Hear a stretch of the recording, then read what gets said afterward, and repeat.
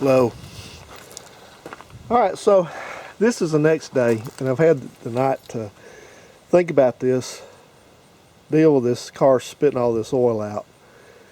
And so that's the problem when you have too much time to think about things, is you draw your own conclusions without really having proof. So I think what we got to do now is we got to get some more proof. So what I did was I went ahead and I took brake clean and cleaned off the majority of that oil that spilled down the side of the engine, and all that got cleaned up. Actually, there's oil was dripping off the transmission. I mean, there's most of a quart of oil, and it looked like it. I said yesterday in the previous video, I said the oil went somewhere. Well, we know where it went out on the ground. So anyway, what we got to do now is we got to try to replicate this. So I topped the oil back up. The oil is, it took about 2/3 of a quart, and it's back up to the full mark. And I'm going to make sure that I have put the oil dipstick fully back in place, so it's all the way in. So that's not an issue at this point. And we're going to run it around. We're going to make a circuit round. It's probably about 6 miles or so. It's going to be some 55 to 60 mile an hour driving, and some slower driving, and some stuff in town to start out with. So we're going to make that circle and see how it goes. I may start it, I may stop at some point just to see how things are going. I did get a couple, I got 2 quarts of oil, so I used part of one. I've got a full quart with me, so we don't run this thing out of oil if it decides to just really. But without trying to create an issue which doesn't exist, I appreciate that, fella. That's the people working on the yard next door. We're going to test it and see if it spits out something. So I'm going to do a cold start for you. And plus, you guys haven't got to ride in this car at all, so why not? That'd be a good excuse to do that. This noise I was talking about yesterday, I want to see if I hear that again, and then we'll discuss afterwards. What I'm afraid is, I'm hearing some piston noise, because piston noise sounds just like a diesel. You ever hear a diesel running, it's got that rattle. And if you have a gas engine that's out of tune real bad, you hear it ping and things like that. That's the piston, one of the pistons, or all of them, rattling around a little bit. So anyway, without further ado, let's crank this thing up. It hasn't been run since yesterday.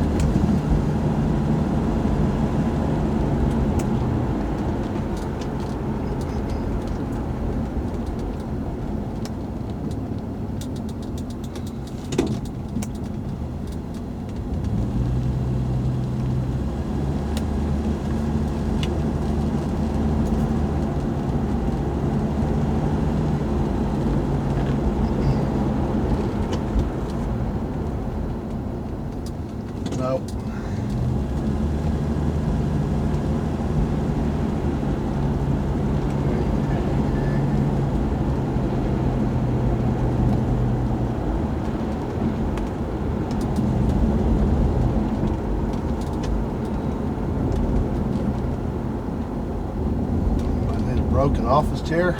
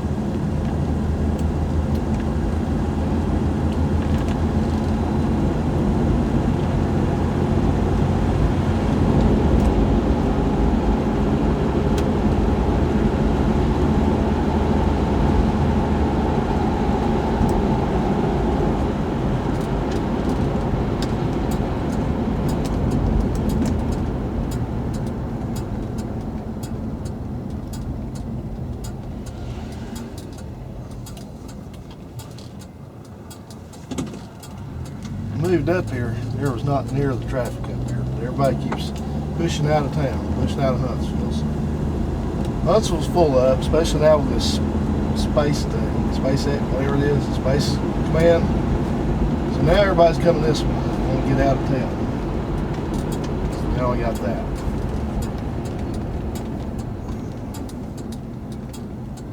All the heavyweights are going in that diner up there is where they're going.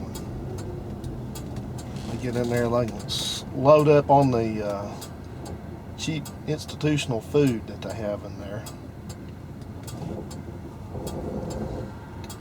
We'll be lucky to get to 60 miles an hour now because of all this traffic. Shut.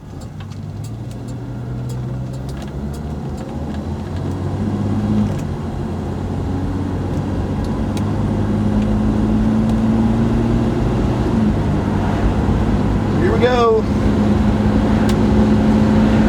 Got a resident right on my bumper back there.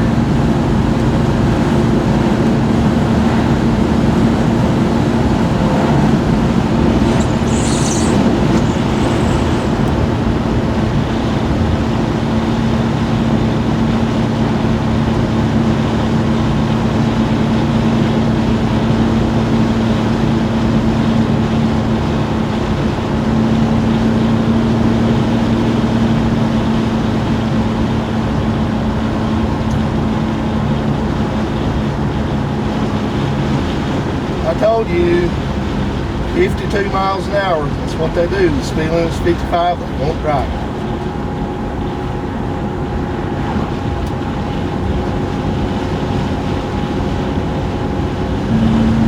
Push it, push it, let's go. Gotta go, let's go.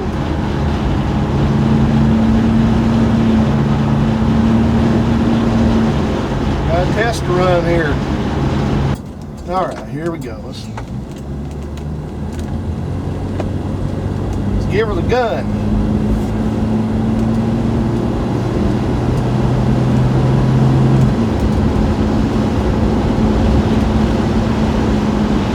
Woo! 50 miles an hour. Woohoo!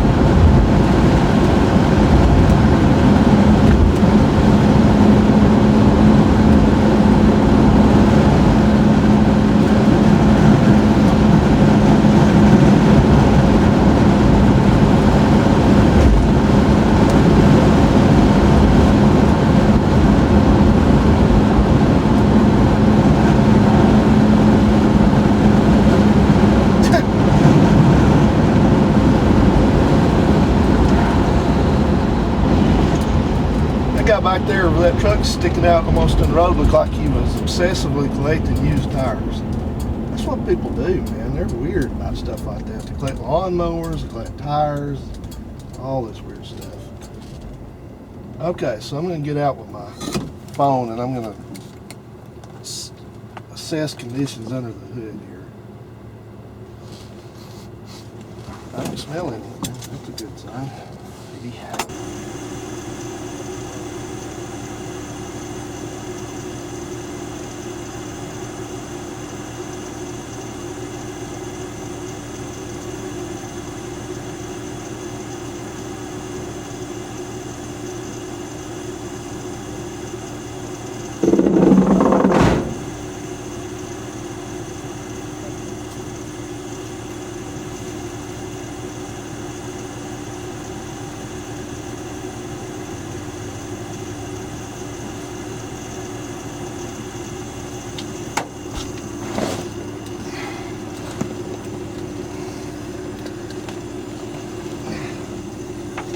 All right, well, outside of some of the brake clean burning off,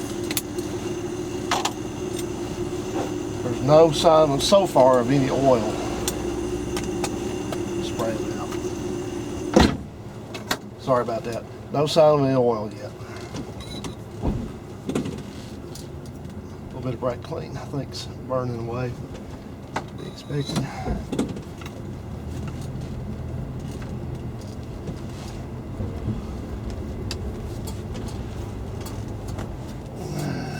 Here we go.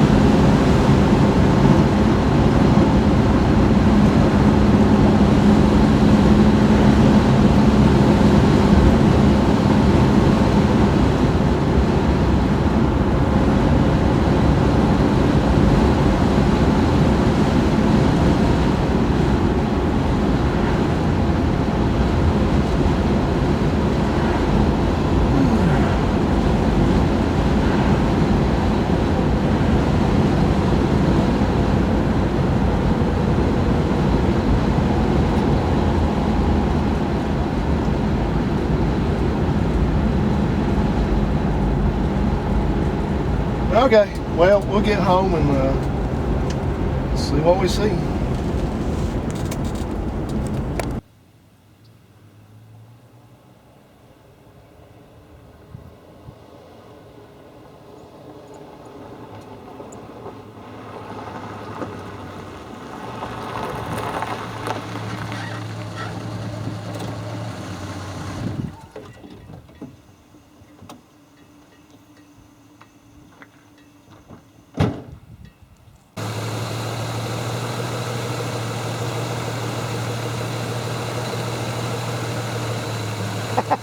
Well, that's not me. So, here's the verdict on the Plymouth.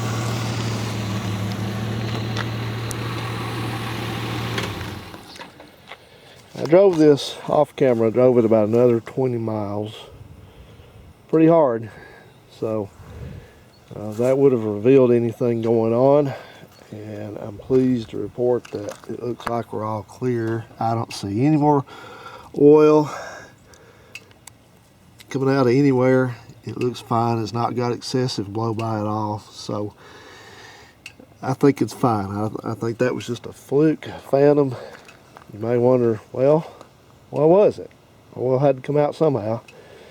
My only theory on that is that I had this car pulled into my carport as it is over there, and there's a lot of stuff in front of it, and I had it right up against it. So I was kind of leaning in and kind of from the side and stuff and trying to get to it, and I pulled the oil stick out and checked it and put it back in, and the only thing I can come up with is I just didn't get the oil dipstick back in all the way. And now normally that wouldn't, it wouldn't even cause a problem. But I think with this fan running all the time, this fan, you heard that before, it makes a lot of noise, moves a lot of air, so I think with all the air flowing through here, it might have created some kind of, like a little bit of a vacuum or something there at the top of the dipstick tube and sucked it all out. That's what she said. But that's the only thing I can come up with, because I've pushed this engine as hard as I want to push it, and if it was broken, it would have either broken completely or it would have done something, and it's not done anything. It's not pushed any oil out there. It's not pushed any oil out of the oil cap. Not back there, nothing. It's not pushed it out. So I'm confident that at this time it does not have any excessive crankcase pressure. Now that's not to say that it may have had a ring stick just temporarily just because it's gummy, I mean, that can happen. But the engine sounds fine cranking over. I pulled the PCV out. PCV's new. It's not plugged in. So I think it's just case closed. Don't worry about it. So that's a good one. That's good to see on this. I was worried that I was going to have to condemn another one of these because, like I said, I've had plenty of these engines do different things, and none of it's been very good. So I'm satisfied with that. I'm going to probably put this car up over the winter in storage. So I'll probably do that fairly soon, and then come warm weather, if we're all still here, then I'll decide what I'm going to do with it. When I originally bought this car, I had in mind, and I still have in mind, a project I want to do with a Plymouth like this. And this is pretty close to the car I would need to use to do that, but not quite. So I'm not going to I've kind of hinted around about this before, and I don't think anybody's put two and two together yet, what I'm thinking about doing. But it's real close, and I could use this car to do it, but on the other hand, it's not quite the right car. It's the wrong year, and some things have to be changed. So and it has the wrong engine in it. So I'd be better off finding another car. The things that this car has going for it is it's totally rust free, and I know now it's proven, but it would have to have paint and body work and some things like that. Have to have the interior done on it, changed. So anyway, not going to get into that too much right now, because that's just down the road if I ever get to a project. And frankly, I don't see this car sticking around for potentially years before I get to that. So I think I will probably most likely just put this car on to someone that would like to have it as it is. There's really not anything wrong with it.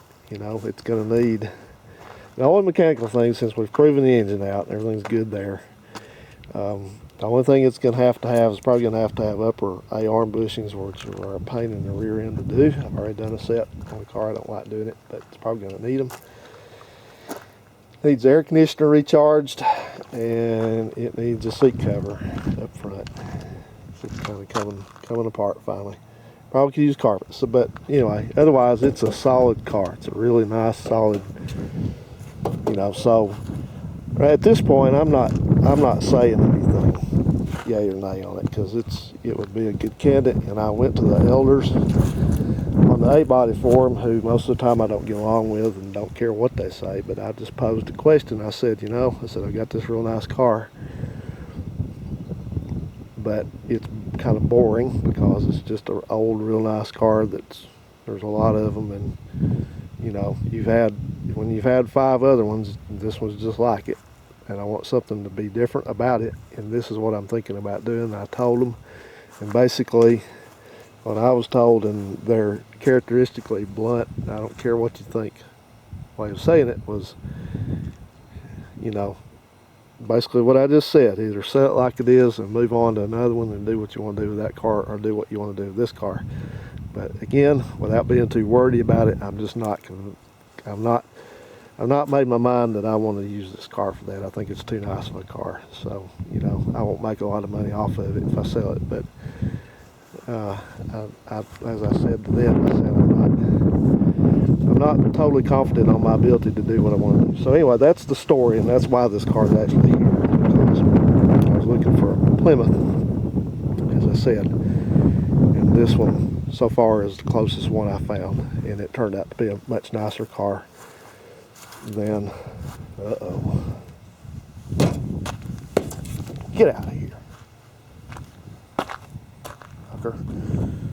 But, yeah, man, I tell you what, this part of the country, we just get overrun with insects, non-stop. So anyway, enough of that. So anyway, the car's doing fine, so I'm going to put it back up. And apparently, false alarm. So good deal. Plymouth is hanging in there. Thanks, guys. I will see you on the next one. Have a good one.